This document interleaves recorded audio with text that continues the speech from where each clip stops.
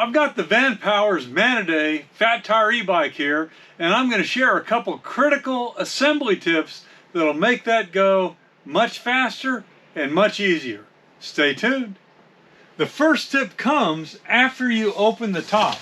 Go ahead and get it open. It's double boxed, as you can see right here. And what you want to do is reach in and pull out the loose box. Now here's the key tip that is going to make this so much easier for you. Do not try and lift this out. Instead, do this. What you need to do is get a box cutter, and we're going to cut the two sides and then fold them down. The bike is exposed without lifting it up, and we have a good work area here where we can assemble it without getting it scratched. So that's the first tip. Let me get all these zip ties off, and then I'll get to the second critical tip that you're not going to want to miss.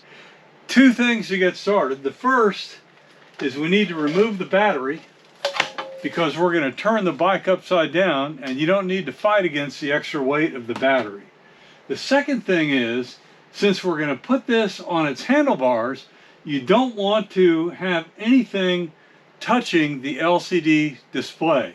So you're going to want to get some books or a couple pieces of wood or something to put down on the floor to raise the handlebars off the floor.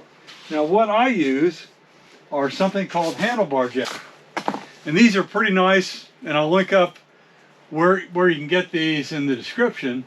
But basically they go right on your handlebar and give you the elevation you need. After you take the covers off the rotor, go ahead and pull this out, and then also pull out the red tab that separates your brake pads. Here is the slot where the rotor goes between the brake pads, and you can see why I recommend you do it this way, because you can gently guide the wheel in between the pads and to fit into the slot. That's it. Those are the only tips you need to know. Everything else is in the manual, but the key thing is being able to get this front tire on without destroying that beautiful 203mm disc rotor. Got comments? Got additional tips? Share them down below. Thanks.